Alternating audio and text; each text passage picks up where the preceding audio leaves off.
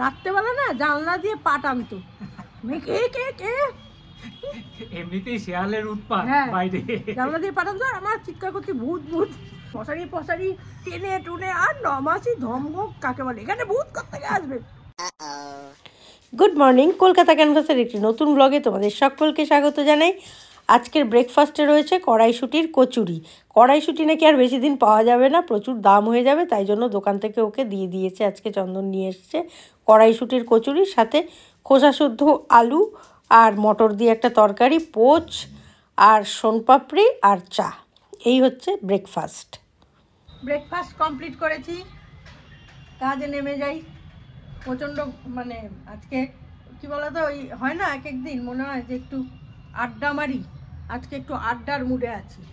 হ্যাঁ, তো আজকে তাপস এসছে একটুখানি, আজকে তো শনিবার, তাপস শনি রোববারটা টুকটাক আসে মাঝে সাঝে, তো তাপস এসছে। আর তাপসের সঙ্গে সেই গল্প শুরু হয়েছে জানো, 1টা বাজে, রান্না বসাইনি এখনো, কী গল্প করছি আমরা, এই যে সেই ছোটবেলাকার গল্প, হাস্যকর কাহিনী, এত সুন্দর সুন্দর কাহিনী, মানে সব তো বলা যাবে না, কিন্তু যেগুলো আছে মানে আমরা দুজনে শেয়ার করি আর মনে মনে হাসি, কি ছিলাম আমরা। না তাপস একটা কথা আজকে আগেও বলেছে, আজকেও বলছে, তাপস তুই বল, আমার দিকে তুই তাকাতে, ওই যে প্রেমের কাহিনী তোমাদের গল্প বলেছি না, তাপসের কাহিনীটা শোনো। তাপস বল কি করছিস তুই? ওর দিকে তাকানো যেত না, এর বেশি কিছু বলছি না। আমি যে হ্যাঁ রে তাপস, তুই আমার সাথে কথা বলতিস না কেন রে? দেখা হলে সেরকম, মানে এখন যেরকম তাপস আমার সঙ্গে ফাজলামো করে, গল্প করে, হা হি করে, তাপস ছোটোবেলা না আমাকে দেখলে মাথাটা নিচু করে এসে মানে মনে হয় যেন কোথায় ঢুকে যাচ্ছে। আর আমি আর মুন্নি এটা নিয়ে হাসাহাসি করতাম, এই তাপস এসে দেখ ঢুকে গেছে, চল মা পিসি চল, তাপস এসছে, ঢুকবো দেখবি না কিরম ঢুকে যাবে ভেতরে। মুন্নির সঙ্গে আমি স্বচ্ছন্দ ছিলাম, ওর সঙ্গে স্বচ্ছন্দ ছিলাম না, ভেতরে একটা জিনিস কাজ করছে। এ বাবা, এখন সে এতদিনে সে বলছে কি যে তোর দিকে তাকাতে ভয় পেতাম। আমি কেন রে? বলছে তোর চোখটা যা সাংঘাতিক ছিল না, মাথা খারাপ, আমি বিপদে পড়ি, তারপরে দিদি আমাকে মেরে ফাটা। তখন একটা ব্যাপার ছিল যে পারিবারিক সম্মান একটা বড় ব্যাপার ছিল, বলো যে ওর বাবা খুবই ভালোবাসতো আমাকে, সেদিক থেকে মনে হতো যে ওনার প্রতি আমার একটা বিশ্বাসঘাতকতা বা যাই হোক। আচ্ছা ও কি না, এটা তুমি একটা কথা তোমরা বলো, ও কি করে ভাবলো যে ও প্রেমে পড়বে, মানে আমিও পড়ে যাবো? তুইও পড়তি, এটা কোনো ব্যাপার না। যাই হোক, এখনো সম্পর্কটা আছে, এটাই বড় কথা। আরে আর এই গল্প রুমা শুনে বলে কি যে ভাগ্যিস পড়নি তুমি। আবার একদিন বলছে পড়লে না কেন, আমি বেঁচে যেতাম। বললাম সেই চন্দনকে তো থেকে থেকেই বলবে এসি, চুপ করো, আমি ছেড়ে দিলাম বলে না তুমি পেলে। চন্দনের ভাগ্য ভালো, ঠিক আছে। মানে সেই তাপস সেই গল্প করতে আর হাসতে হাসতে বলি, মানে ছোটবেলা আমাদের যা রঙিন ছিল না, বিশ্বাস করতে পারবে না। আমি তো পুরো টিম নিয়ে বেরিয়ে পড়তাম, বুঝলে তো। আর পেছনে আমার মামি চুল খোলা, শাড়ি হাফ খোলা, পাগলের মতো এমাম মাম এমাম কত কত রাস্তা দিয়ে খুঁজতে খুঁজতে যাচ্ছে, কোন গলিতে আমি আছি মামি তো জানে না। এবার মামির গলা শুনতে পাচ্ছি আমি যেখানে আছি, সেখান থেকে দৌড়ে অন্য গলি দিয়ে বাড়িতে ঢুকে গেলাম। মামি তো খুঁজতে খুঁজতে, কোথায় ছিলি তো? আমি কেন ঘরেই তো ছিলাম। আর স্কুলের ছুটি পড়তো, ব্যাস গরমের দুপুরগুলো পুরো ওখানে, পুরো আমার ও থাকতো, আমিও কয়েকদিনের জন্য যেতাম। একদম আমি দূর থেকে দেখতাম ওদের বদমাইশিটা, আমি ওদের টিমে থাকতাম না, কিন্তু দূর থেকে দেখতাম, এনজয় করতাম ওদের বদমাইশি। টিমে থাকতো না বাবা, কিন্তু ওর দাদা আমাদের সাথে কথাবার্তা বলতো, বুড়োদার সাথে টুকটাক কথাবার্তা হতো, কিন্তু তাপস কোনোদিন আমার সাথে কথা বলতো না। কেন রে তাপস, তুই কেন ছিলি? ও বাবা, দারুণ মজা ছিল সে সময়। হ্যাঁ, সেই সময়টা একটা দারুণ মজা ছিল, এটা সত্যি কথা। মানে আমরা যাই করে থাকি, নোংরাম অসভ্যতাটা ছিল না। হ্যাঁ, ওইসব ছিল না, হাসি মজা, ওইটাই আমাদের মজা ছিল। যে আমাকে দেখেই তাপস গুটিয়ে যায়, চল চল চল তাপস এসছে, কি কাণ্ড। এইসব গল্প গুজব করেই যাচ্ছি। তাও আজকে খেয়ে যাস দুপুরি, জাগানো হবে তাহলে। ঠিক আছে, চন্দন আবার আমার জন্য কষ্ট করে মটন ফটন আনবে নাকি? এই তুমি কি মটন আনবে? তাপস এসছে যে। এবার আমার ছেলেটাকে দেখো তোমরা, সে মায়ের এসব গল্প শুনে আর মামা দাদুর এসব গল্প শুনে কাহিল হয়ে শুয়ে পড়েছে গো। আহারে বেচারা আমার। আর আমার মা কৌশিকীর গান শুনে শুনে ভূত হয়ে যাচ্ছে। তারপর আমি রান্নায় ঢুকলাম। বস তুই বস, কথা বল, গল্প কর। চলো রান্না করি। ও মোরলা মাছই তো বার করিনি ফ্রিজ থেকে, গল্পের চোটে। গল্পের এত মত্ত যে ভুলেই গেছি আমি মাছ বার করিনি। চিন্তা করতে পারো, বাসন কোসনগুলো উঠেছে, তুলেছে। বাবা আমার একেবারে জীবন ধন্য হয়ে গেল জানো তো। মোরলা মাছের আজকে একটু ঝাল করব, আর এই বাটা মাছগুলো একটু ভাজা করে ফেলবো, ব্যাস। ডাল দিয়ে খাবে চন্দন বলেছে, ঠিক আছে তাই করে দেবো। এক একদিন হয় না খালি গল্পের মুড হয়, আর পুরনো মানুষজন দেখবে ছোটবেলাকার স্মৃতি জানে, এরকম মানুষজন আসলে না গল্প আর শেষ হয় না, চলতেই থাকে চলতেই থাকে। আরও অনেক গল্প আছে যে তাপস তাকে আসতে তোমাদের টুকটাক বলবো। ছোটবেলাকার প্রচুর মজা আছে আমাদের, বিশেষ করে মামার বাড়িতে। কালকে না একটা ভালো ইয়ে দেখলাম জানো তো, ওই হইচইতে দশম অবতার দেখতে শুরু করেছি, আর তো শেষ করতে পারছি না, হয়ে গেছে অনেক রাত, উঠতেও আজকে দেরি। দারুণ লেগেছে আমার দশম অবতারটা, কালকে দেখলাম। আর একটা 14 তারিখে আসছে কেমিস্ট্রি মাসি দেবশ্রীর, এটাও দেখার ইচ্ছে আছে। এগুলো দেখি, সময় কেটে যায়, মানে রাত্রিটা না একটু সারাদিন পর নিজের মতো করে মনে হয় একটু কাটাই, তখন ওইগুলো একটু দেখি। দেখো মাছের ঝালটা বসিয়ে দিয়েছি, এবার মোরলা মাছ ভাজবো, ব্যাস। মাছটা কিন্তু আমি ভাজিনি আজকে, এরকমই দিয়েছি। খাওয়া দাওয়া হয়ে গেছে, ঠাকুর দেওয়া হয়ে গেছে, মধ্যখানে এত গল্প হয়েছে যে আর ক্যামেরা অন করিনি। তোমাদের দেখিয়ে দিই কালারটা কি হয়েছিল। অল্প একটু রয়েছে মোরলা মাছ, এই যে এরকম হয়েছিল, খেতে দুর্দান্ত হয়েছে জানো তো, দারুণ খেতে হয়েছে। তো তাপস রয়েছে এখানে, প্রচুর গল্প আড্ডা হচ্ছে। তাপস বলছিলাম তাপসকে, তাই ইয়ে টমেটো মাখা তোমরা কেউ খেয়েছো কখনো? টমেটো মাখা খাবি কি? ছোটবেলা করতে হবে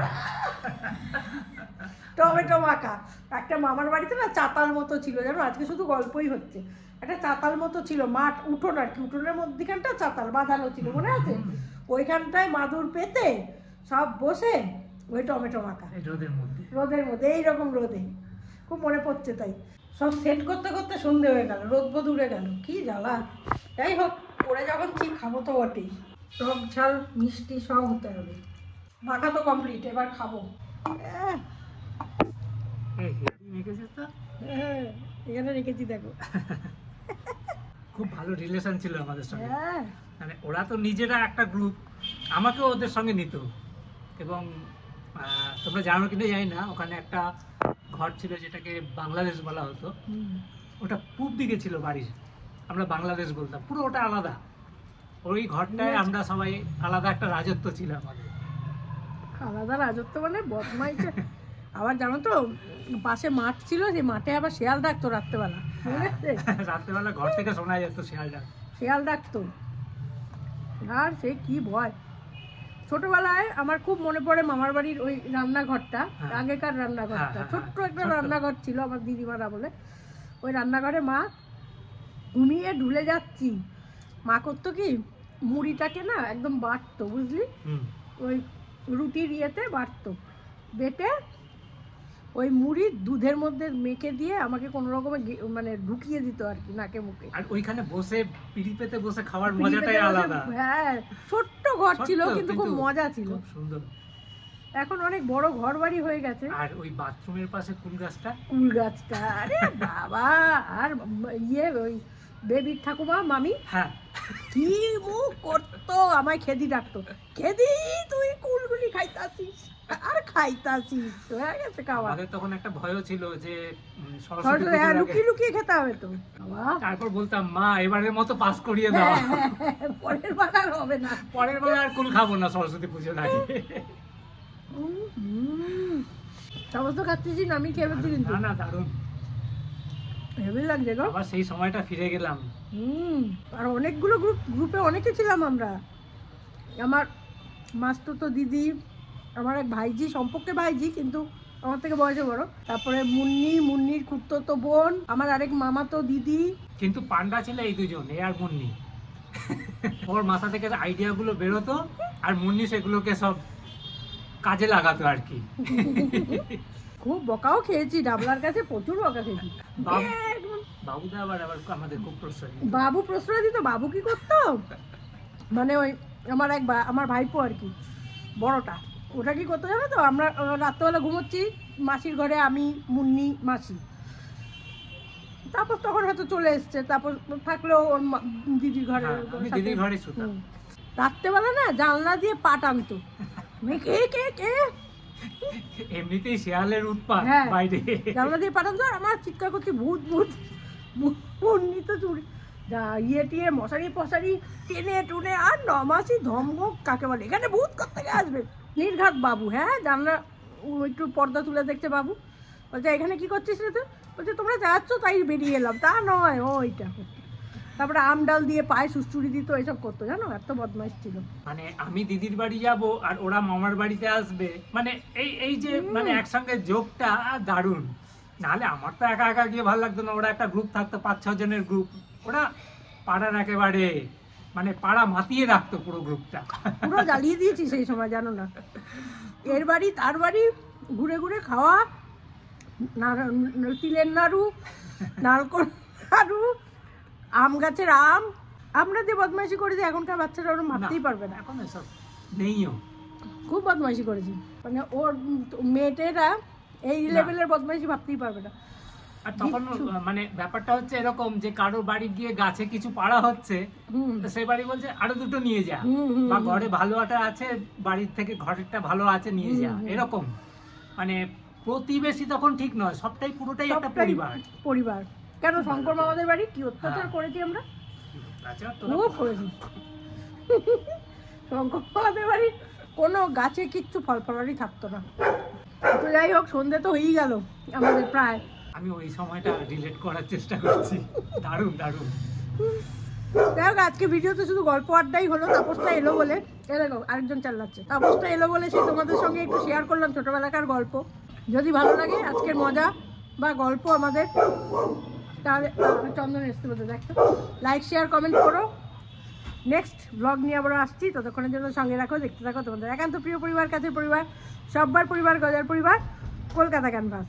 হতাম যদি তোতা পাখি, তোমায় গান শোনাতাম, হতাম যদি বন ময়ূরী, তোমায় নাচ দেখাতাম, তোমায় গান শোনাতাম। টাটা। শুনতাম না আমরা রেডিওতে, আর ওই শঙ্কর মামাদের বাড়িতেই বাজতো, আর ওই ঢিপিতে বসে বা চাতালে বসে বসে আমরা শুনতাম। চলো টাটা আজকের মতো। আর এগুলো কিন্তু আমরা সব ইয়েতেই, এটাই মজা, হ্যাঁ একসাথেই খাই, তাড়াতাড়ি পড়ে যেত জানো না, লাস্টে পাওয়া যেত না, লাস্টের দিকে পরে ঢুকলে। তারপর সবসময় এরকমই গল্প শুনতো আর হ্যাঁ হ্যাঁ করতো, আর আমাদের খাওয়া শেষ। এই আজকেও তাই হচ্ছে, দেখলে তো ওরকম গল্প পেলে আর কি লাগে। ঠিক আছে, টাটা, চলো নে খা।